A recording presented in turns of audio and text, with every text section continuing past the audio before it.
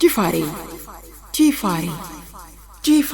ወቅታዊ ሀገራዊና ቀጠናዊ ጉዳዮች ይቀርቡበታል። ጂፋሬ ቲዩብ ከአፍሪካችን ብሎም ከዓለም አቀፍ ወቅታዊ መረጃዎች የሚቀርቡበት ጂፋሬ ቲዩብ ጥራታቸውን የጠበቁ መረጃዎች እንዲደርሷችሁ ቤተሰብ በመሆን ላይክ፣ ሼር፣ ሰብስክራይብ ያድርጉ። ጂፋሬ ሰላም ውድ ቤተሰቦቻችን እንደምን ቆይታችኋል? ከጂፋሬ ቲዩብ ለሰዓቱ ከሀገር ቤት ከአፍሪካና ከዓለም አቀፍ ያጠናቀርናቸውን ዜናዎቻችንን አስደምጣችኋለሁ። አብራችሁን ቆዩ። ጠቅላይ ሚኒስትሩ የተፈጸሙት የሰብአዊ መብት ጥሰቶች በሽግግር ፍትህ መታየት እንዳለባቸው ገለጹ። በሰሜኑ ጦርነት ወቅት የተፈጸሙ የሰብአዊ መብት ጥሰቶች በሽግግር ፍትህ መፈታት እንዳለባቸው ከኢዜአ ጋር በነበራቸው ቆይታ ጠቅላይ ሚኒስትር አብይ አህመድ ገልጸዋል። ጠቅላይ ሚኒስትሩ በፕሪቶሪያው ስምምነት መሰረት በሁሉም ተዋናይ ኃይሎች ተፈጸሙ የተባሉት ጥሰቶች በሽግግር ፍትህ እንዲታዩ መስማማታቸውንም አስታውቀዋል። ፍትህ ከፖለቲካዊ ውግንና ነጻ ሆኖ መረጋገጥ አለበት ያሉት ጠቅላይ ሚኒስትሩ ይሁን እንጂ ይህ እንዳይሆን እያደናቀፈ ያለው ህወሓት ነው ሲሉም ከሰዋል። በክልሉ በህገወጥ መንገድ ተከማችተዋል የተባሉትን ንብረቶች ለማስመለስ የሚያስችል አዋጅ ወደ ስራ ሊገባ መሆኑ ተገለጸ። በአማራ ክልል በህገወጥ መንገድ ተከማችተዋል የተባለውን ንብረት ለማስመለስ የሚያስችለውን የንብረት ማስመለስ አዋጅ ተግባራዊ በማድረግ የህግ የበላይነትን ለማረጋገጥ እየተሰራ መሆኑን የክልሉ ፍትህ ቢሮ አስታውቋል። ቢሮው አዲሱን አዋጅ ተግባራዊ ለማድረግ አስፈላጊው ዝግጅት እየተደረገ መሆኑን ገልጾ በህገወጥ መንገድ ንብረት ያካበቱ ግለሰቦች ላይ ተገቢውን ክትትል በማድረግ ማስመለስ በሚቻልበት ሁኔታ ላይ ከባለድርሻ አካላት ጋር መወያየቱን አስታውቋል። የክልሉ ፍትህ ቢሮ ኃላፊ አቶ ብርሃኑ ጎሽም እንደገለጹት አዋጁ ዜጎች በሀገሪቱ ኢኮኖሚ ውስጥ ያላቸውን የእኩል ተጠቃሚነት መብትን የሚያረጋግጥ እንደሆነ ገልጸዋል። ይህም ግለሰቦቹ በህጋዊ መንገድ ብቻ ሀብት የማፍራት ባህል እንዲያዳብሩ በማድረግ ምንጩ ያልታወቀ ሀብት በሀገር ኢኮኖሚ ላይ የሚያሳድረውን ጫና እንደሚቀንስም አስገንዝበዋል። ስምረት ፓርቲ በትግራይ ክልል የመንግስትና የህዝብ ሀብት ከህግ ውጪ እየተሸጠ ነው ሲል ከሰሰ።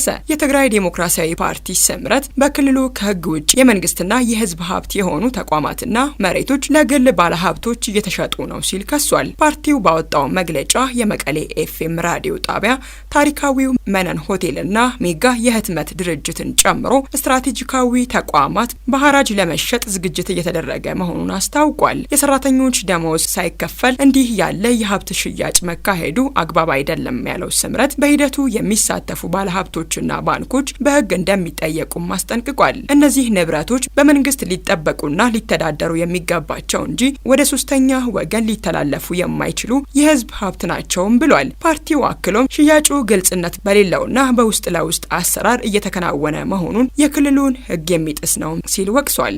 ጊዜያዊ አስተዳደሩ ገጥሞኛል ባለው የገንዘብ እጥረት ሳቢያ ደሞዝ መክፈል እንደማይችል ገለጸ። የትግራይ ክልል ጊዜያዊ አስተዳደር የፌዴራል መንግስት የድጎማ በጀቱን ወደ ክልሉ ባለመላኩ ምክንያት ለደሞዝ ክፍያ የሚሆን ገንዘብ አለመኖሩን ጠቅሶ ክፍያውን መፈጸም እንደማይችል አስታውቋል። ጊዜያዊ አስተዳደሩ የካቲት 24 ቀን 2018 ባወጣው መግለጫ ከፍተኛ የገንዘብ እጥረት እንዳጋጠመው በመግለጽ የዚህን የካቲት ወር የደመወዝ ክፍያ ገንዘብ እስኪገኝ ድረስ ይዘገያል ሲል አስታውቋል። ጊዜያዊ አስተዳደሩ ለደመወዝ ክፍያው ለመንግስት ሰራተኞችና በጦርነት ወቅት ያልተከፈለ ውዝፍ ደመወዝን ለመክፈል ከ20 ቢሊዮን ብር በላይ እንደሚያስፈልገው አስታውቋል። በመሆኑም ችግሩን ለመፍታት የፌዴራል መንግስት ምላሽ እንዲሰጥበትም ጊዜያዊ አስተዳደሩ ጠይቋል።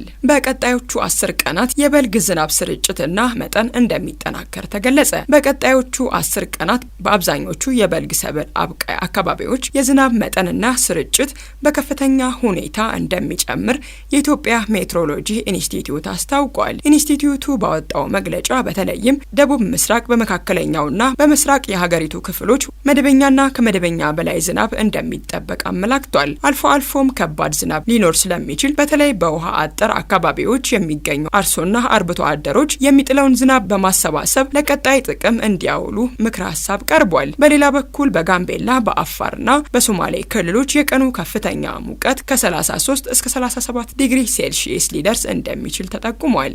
በሱዳን የበሽታዎች ስርጭት መባባሱ ተገለጸ። በሱዳን በተለያዩ ግዛቶች የዳንጊ ትኩሳት፣ የወባና የኩፍኝ በሽታዎች በከፍተኛ ሁኔታ እየተስፋፋ መሆኑን የሀገሪቱ ጤና ሚኒስቴር አስታውቋል።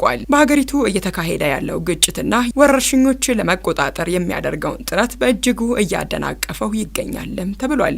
የጤና ሚኒስትሩ የድንገተኛ አደጋ ኦፕሬሽን ማዕከል ባወጣው መግለጫ በዳንጊ ትኩሳት የተያዙ ሰዎች ቁጥር 6976 የደረሰ ሲሆን ከእነዚህም ውስጥ የ5 ሰዎች ህይወት ማለፉንና ይህም ካለፈው ዓመት ተመሳሳይ ወቅት ጋር ሲነጻጸር ጭማሪ ማሳየቱን ገልጿል። በተመሳሳይ በካርቱም፣ በሪቨር ናይል፣ በዋይት ናይል እና በገዚራ ግዛቶች የወባ በሽታ ስርጭት በከፍተኛ ሁኔታ ጨምሯልም ብሏል። በሰሜን ዳርፉር የታዊላ አካባቢ እንዲሁም በነጭ አባይ ግዛቶች የኩፍኝ በሽታ ስርጭት አሁንም በከፍተኛ ሁኔታ የቀጠለ ሲሆን በገዚራ ግዛት ደግሞ የሄፓታይተስ ኢ ታካሚዎች እየተመዘገቡ እንደሚገኙ የጤና ሚኒስቴሩ መግለጫ ያሳያል። በተጨማሪም በጦርነቱ ምክንያት የመንገዶች መዘጋትና የሎጂስቲክስ መስተጓጎል የህይወት አድን መድኃኒቶችንና የህክምና ቁሳቁስ አቅርቦት ላይ እንቅፋት ፈጥሯልም ብሏል። ሚኒስቴሩ ችግሩን ለመፍታት የድንገተኛ አደጋ ማዕከላትን በክልሉና በአካባቢው በማንቀሳቀስ የህክምና ቁሳቁሶችን ለስጋት ተጋላጭ ወደ ሆኑ ቦታዎች ለማድረስ እየሰራ መሆኑን አስረድቷል።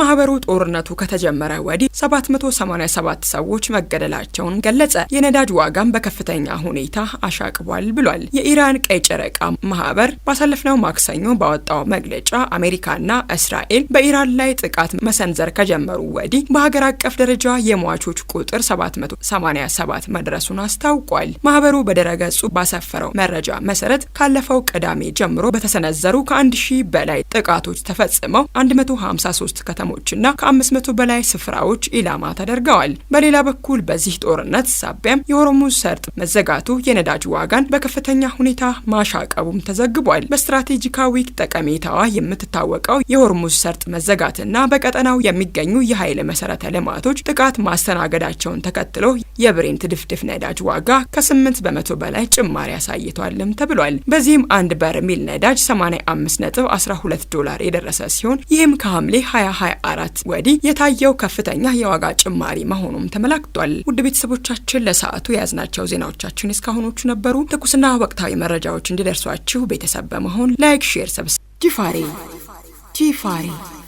ጂፋሬ ወቅታዊ ሀገራዊና ቀጠናዊ ጉዳዮች ይቀርቡበታል። ጂፋሬ ቲዩብ ከአፍሪቃችን ብሎም ከዓለም አቀፍ ወቅታዊ መረጃዎች የሚቀርቡበት ጂፋሬ ቲዩብ ጥራታቸውን የጠበቁ መረጃዎች እንዲደርሷችሁ ቤተሰብ በመሆን ላይክ፣ ሼር፣ ሰብስክራይብ ያድርጉ። ጂፋሬ ቲዩብ